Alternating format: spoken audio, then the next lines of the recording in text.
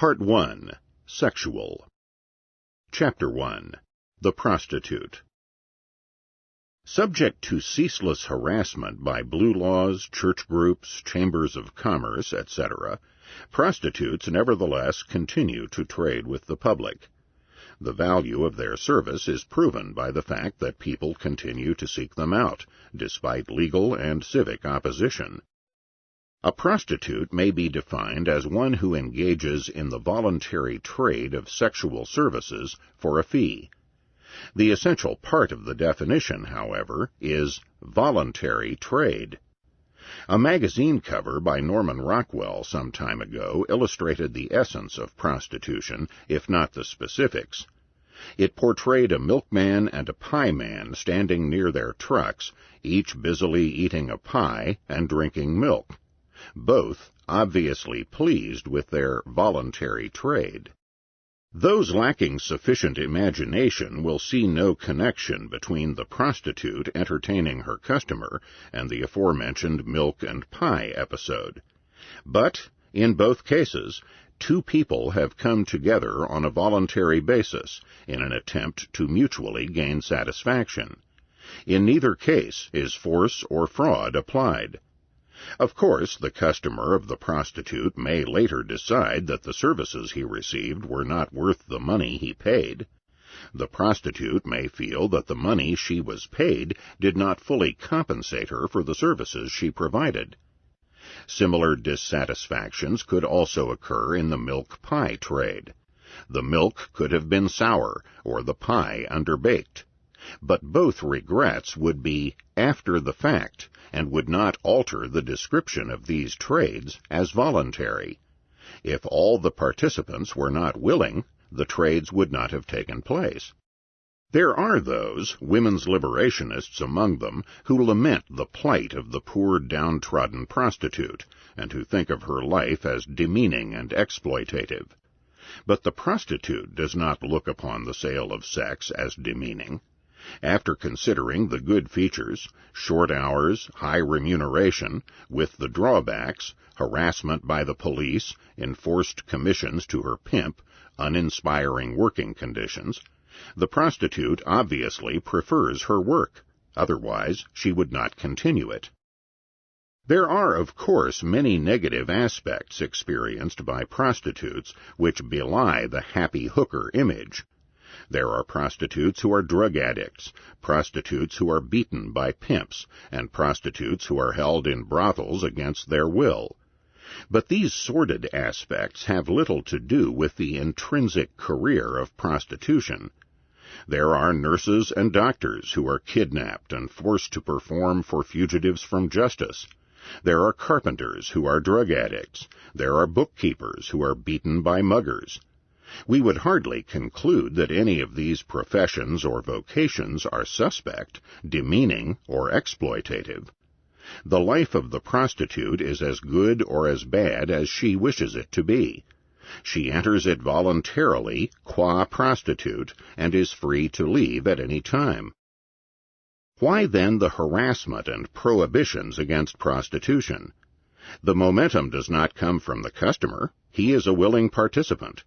If the customer decides that patronization of a prostitute is not to his advantage, he can stop. Nor does the move toward prohibition of prostitution come from the prostitutes themselves. They have volunteered for their tasks, and can almost always quit if they change their minds about the relative benefits. The impetus for the prohibition of prostitution is initiated by third parties, not directly involved in the trades. Their reasons vary from group to group, from area to area, and from year to year. What they have in common is the fact that they are outside parties. They have neither stake nor standing in the matter, and should be ignored.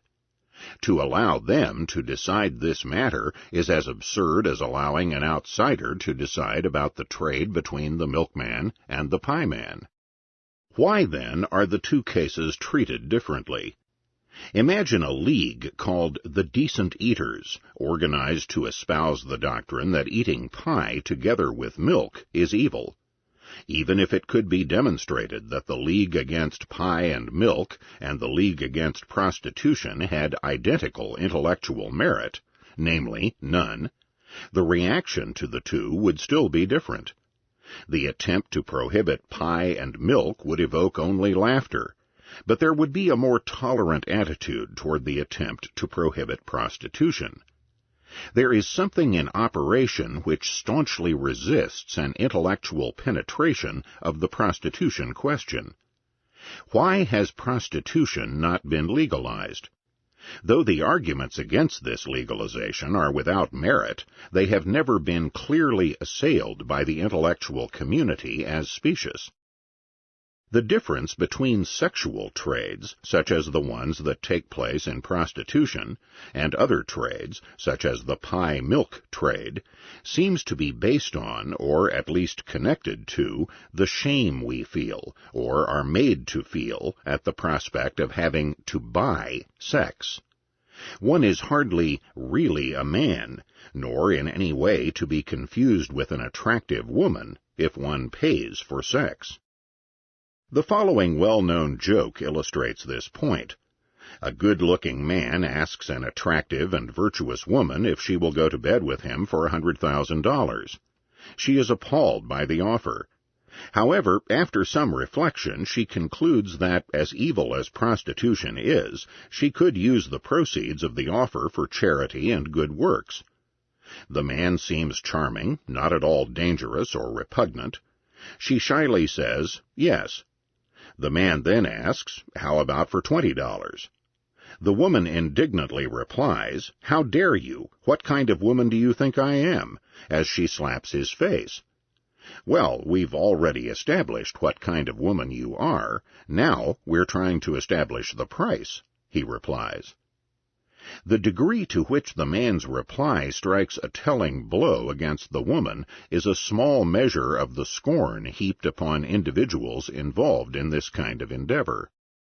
There are two approaches which might combat the attitude that paying for sex is degrading. There is the frontal attack, which simply denies that it is wrong to pay for sex. This, however, would hardly convince those who think of prostitution as an evil.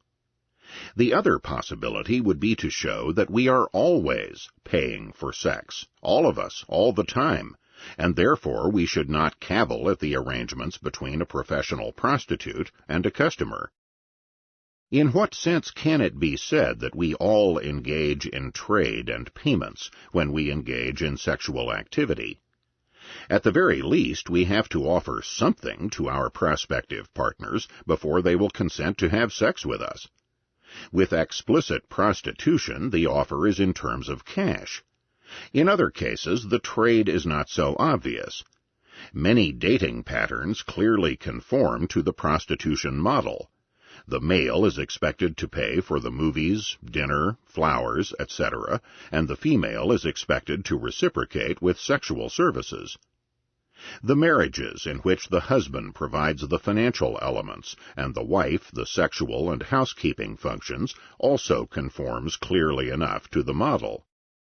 In fact, all voluntary human relationships, from love relationships to intellectual relationships, are trades. In the case of romantic love and marriage, the trade is in terms of affection, consideration, kindness, etc. The trade may be a happy one, and the partners may find joy in the giving, but it is still a trade. It is clear that unless affection, kindness, etc., or something is given, it will not be reciprocated. In the same way, if two non-mercenary poets did not get anything from each other, their relationship, too, would terminate. If there are trades, there are also payments. Where there are payments for relationships which include sexual congress, such as marriage and in some dating patterns, there is prostitution, according to the definition of that term. Several social commentators have correctly likened marriage to prostitution. But all relationships where trade takes place, those which include sex as well as those which do not, are a form of prostitution.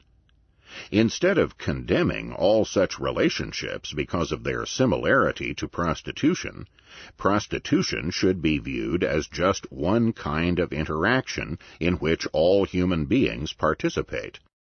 Objections should not be raised to any of them, not to marriage, not to friendship, not to prostitution.